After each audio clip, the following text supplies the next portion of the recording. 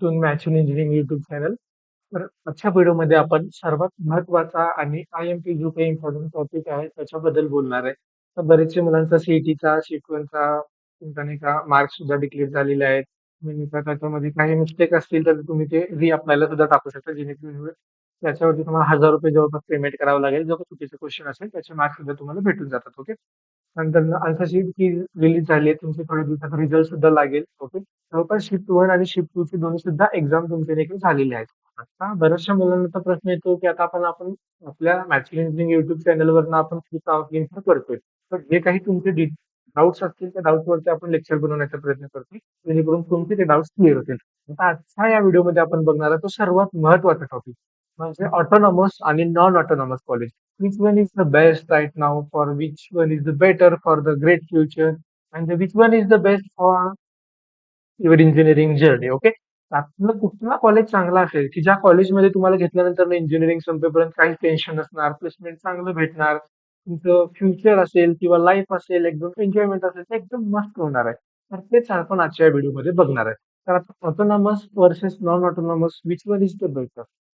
हा जर का प्रश्न असेल तर यात तुम्ही स्पेसिफिक सांगू शकत नाही की ऑटोनॉमसच चांगला असेल किंवा नॉन ऑटोनॉमसच चांगला असेल.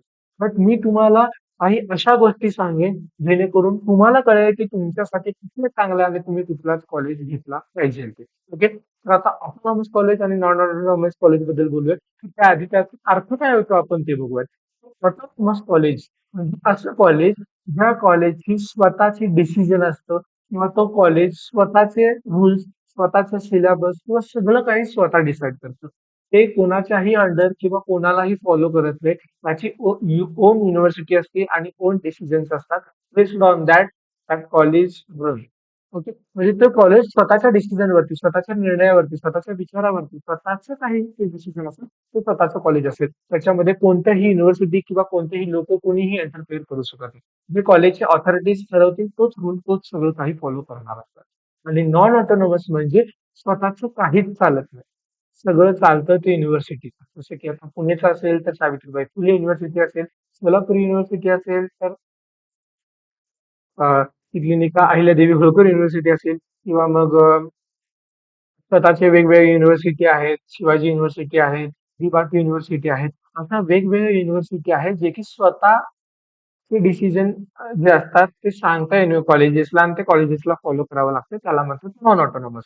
म्हणजे जे स्वतःचे ऑथर्स किंवा स्वतःचे ओन डिसिजन असतात ते ऑटोनॉमस कॉलेजेस. नॉन ऑटोनॉमस म्हणजे जे युनिव्हर्सिटीला फॉलो करतात ते कॉलेजेस. दोन्हीचा आपण डिफरन्स बघूयात की कुठलं चांगलं. ठीक आहे. मग ऑटोनॉमस कॉलेज बद्दल बोलूया सर्वात पहिल्यांदा. ऑटोनॉमस कॉलेज म्हणजे आता स्वतंत्र आहे, स्वातंत्र्य आहे म्हणजे अगदी बेस्ट आहे. असं नाही की मी त्याला नाव ठेवलं. बट त्यातले काही आपण सत्य आणि काही चांगल्या गोष्टी आणि काही वाईट गोष्टी सुद्धा आपण डिस्कस करूया. सर्वात पहिल्यांदा बघूयात की आपण कॉलेज. ऑटोनॉमस कॉलेज असेल तर त्याचं बेनिफिट काय होतं, युनिव्हर्सिटीवर काय येतं, इफेक्ट प्लेसमेंटवरती काय येतो आणि ओव्हरऑल जर्नी कशी असते. तर ऑटोनॉमस कॉलेजमध्ये आपण ज्यावेळेस बोलायला जातो तर त्याचं ऍडव्हान्टेज कसं असतं की आपण ऑटोनॉमस कॉलेजमध्ये जर का तुम्ही समजा ऍडमिशन घेतलं. ओके. आपण जर का तुम्ही ऑटोनॉमस कॉलेजमध्ये ऍडमिशन घेतलं तर त्या कॉलेजचे स्वतःचे डिसिजन असणार आहे, स्वतःचा सिलेबस असणार आहे. आता सिलेबसच का बोललो मी, तर आता तुम्ही बघत असेल की AI चा ट्रेंड असेल, AIML असेल, सायबर सिक्युरिटी असेल, यासारख्या वेगवेगळ्या फील्डमध्ये आता सध्या नाही का ग्रोईंग फील्ड आहे. ओके. तर जर ऑटोनॉमस कॉलेज असेल तर आता सध्याची कंडिशन बघून, सध्या मार्केटमध्ये, इंडस्ट्रीमध्ये किंवा मग IT फील्डमध्ये काय चालू आहे, ते ग्रोईंग फील्ड बघून तुमचं सिलेबस जे काही असेल ते ऑटोनॉमस कॉलेज काय करतं, अपडेट करत असतं. बट युनिव्हर्सिटीचं तसं नसतं. जर का युनिव्हर्सिटीने एकदा सिलेबस अपडेट केलं तर ते नॉन ऑटोनॉमस कॉलेजांना फॉलो करावं लागतं पुढची 4 ते 5 वर्षापर्यंत. त्यामध्ये कोणताही मधूनच चेंजेस होणार नाही. बट ऑटोनॉमस कॉलेज काय करतं, सेमिस्टर 1 मध्ये तुम्हाला समजा वेगळे सब्जेक्ट होते, सेमिस्टर 2 मध्ये लगेच सिलेबस चेंज करू शकता. ओके. ते एक ऍडव्हान्टेज आहे की तुम्ही सध्या इंडस्ट्रीमध्ये किंवा सेक्टरमध्ये काय चालू आहे, based on that your syllabus can be the change. So this is the good or best advantage for you जर का तुम्ही ऑटोनॉमस कॉलेजला घेत असाल सिलेबस.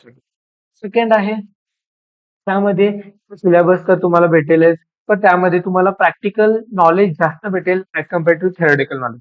म्हणजे जसं की आता तुम्ही बोर्डामध्ये जर तुम्ही बघितलं असेल किंवा वेगवेगळ्या कॉलेजेसमध्ये बघितलं असेल तर तुम्हाला बोर्डासाठी काय असतं की 80 मार्क ते 70 मार्क तुम्ही बोर्ड देता आणि 30 मार्क ते 20 मार्क सब्जेक्टच असतं. बट ऑटोनॉमस कॉलेजमध्ये तसं नसतं. ऑटोनॉमस कॉलेजमध्ये तुम्हाला 30 मार्काचं रिटन थेरॉटिकल क्वेश्चन असतं. त्याच्यामध्ये थेरॉटिकल मार्क्स फक्त 30 मार्कासाठी असतात. बट 70 मार्क असतो प्रॅक्टिकल इम्प्लिमेंटेशन, प्रोजेक्ट असेल किंवा प्रॅक्टिकलसाठी असतं. म्हणजे तुमचं लिखाण जे आपण म्हणतो की जे काही लिहायच्या गोष्टी असतात, म्हणजे रिटर्न जे काही असतं की तुम्हाला एंड सेमिस्टर असेल, एंड सेमिस्टर असेल, ते फक्त 30 मार्कासाठीच असणार final end semester examination. But जे तुमचं 70 मार्क असेल ते टोटली प्रॅक्टिकल वरती असेल, म्हणजे प्रॅक्टिकल नॉलेज असेल, प्रॅक्टिकल इम्प्लिमेंटेशन असेल, त्याच्यावरती भर दिलं जातं. आणि जे सध्याच्या इंडस्ट्रीला किंवा सध्याच्या सेक्टरला नाही का आताचं गरजेचं आहे. ओके, हे झालं अडव्हान्टेजेस बद्दल. ह्याच्यामध्ये काय होतं काय नाही.